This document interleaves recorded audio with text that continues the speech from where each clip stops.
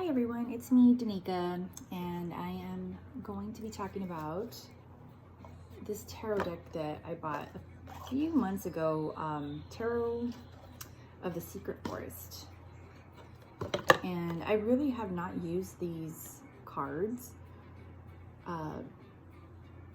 just because the imagery on the cards, it's beautiful, but I have to connect with it, and I haven't really given myself the opportunity to connect.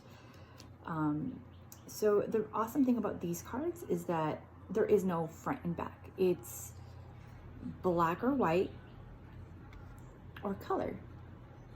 So that gives me the opportunity to kind of, go in with like, let's say if I'm shuffling the cards and I get color, black and white, and then color, I can have this represent to me. I can choose for this to mean the negative aspect or the shadow aspect of the situation, whereas the color ones would be like the upright, the positive meaning of the card, or vice versa. I could even just say, I could just keep it all meaning the same thing, that the color doesn't matter, but if it's reversed, well, then that would be the negative aspect of the card, the negative aspect energy of whatever it is that we're perceiving here. So I really find this deck is interesting. It's so beautiful. The art is amazing. Like I said, I just haven't been able to connect with it. So that's my challenge as of right now. And yeah, that's kind of what we're going to be talking about today. Just videotaping me, looking at these cards, trying to connect with them.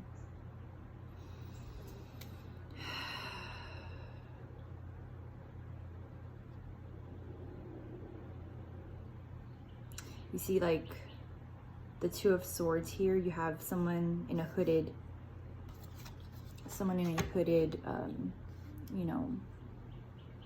in a hooded cape on the edge of a cliff with its sword. And it looks like he's also carrying like a shield. And this person needs to make a decision whether, either to proceed or to turn back. There's a choice being made here in this card. There's a lot of contemplation, a lot of thoughts going on, and that could be the conflict in this card here. And the black and white version is pretty cool too.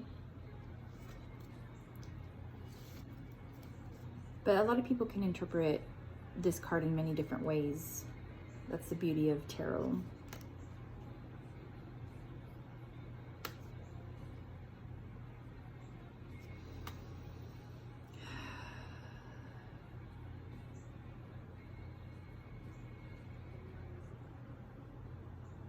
Ooh, this is another interesting take on it. So I guess I can describe the black and white version, but so basically you have three bodies, and they don't have arms, just kind of scary looking. So you have like three bodies, and they look like women's bodies. They're curvy and I guess full. And you have like a barren desert here. So there's no green, there's no light, there's nothing. They're gray, they kind of look like dead bodies. And then on the top of their heads, they have like these, like, I don't know how to describe it, but it looks like it's a thought, it's thoughts, but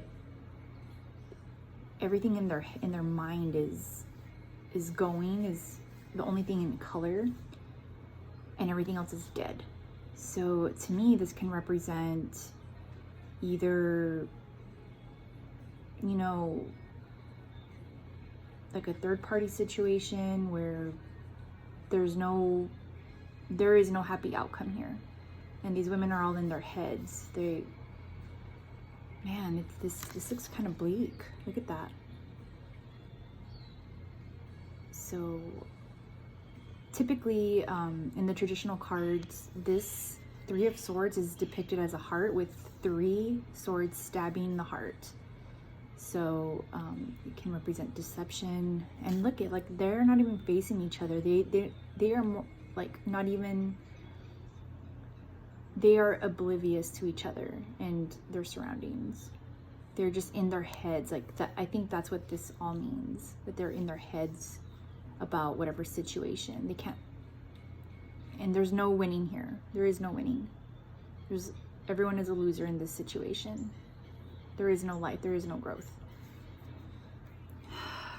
Man, that's a tough one.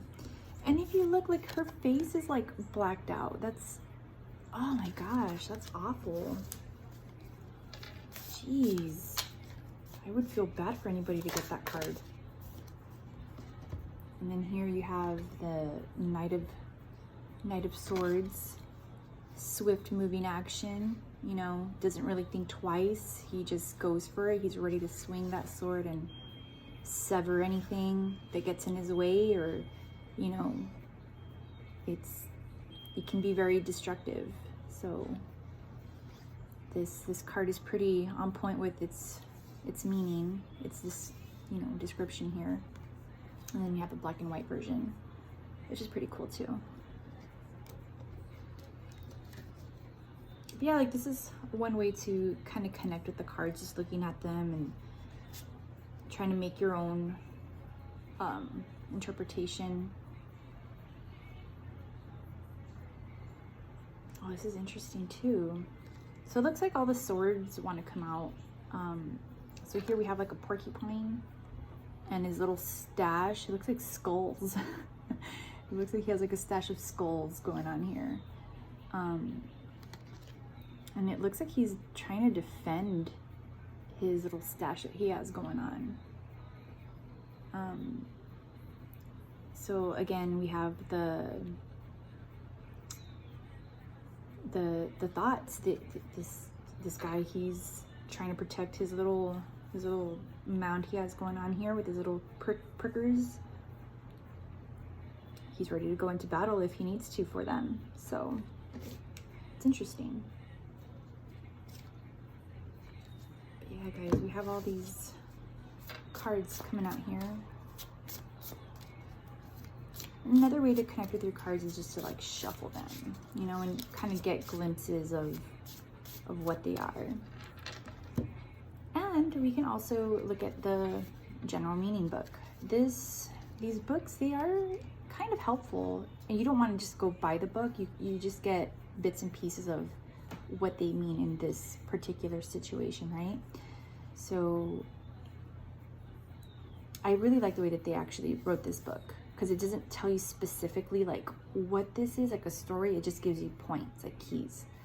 So an example, like, let's say the King of Pentacles, right? King of Pentacles. Let me go ahead and pull that up.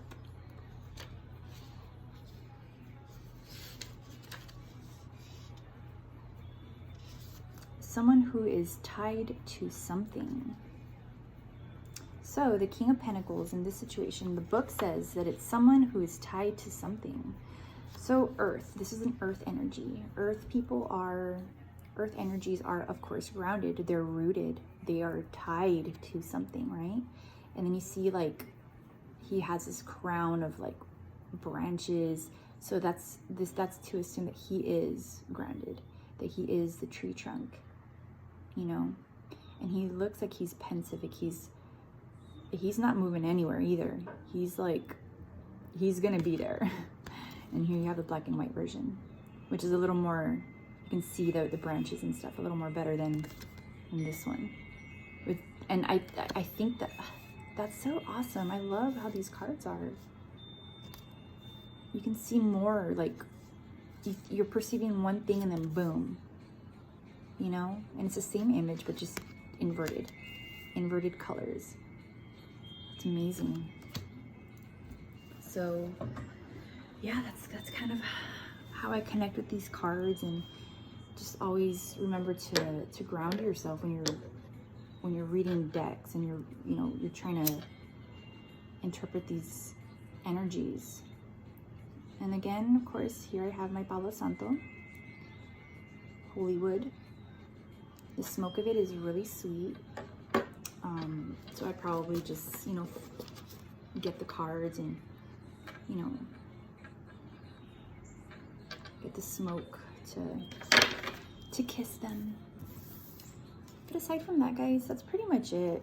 If you stuck through this entire video, I applaud you. But I'm just showing you what I do. You know, at least with this specific deck, 'cause I have a relationship with every different deck, and it changes over time. You know, like there's decks that I could have sitting there not being used until my energy vibes with it. So that's kind of like what happened with this. And I'm gonna try to use more of these cards a little more often so I can push that energy to develop myself. Aside from that, guys, you all have a good day. Bye.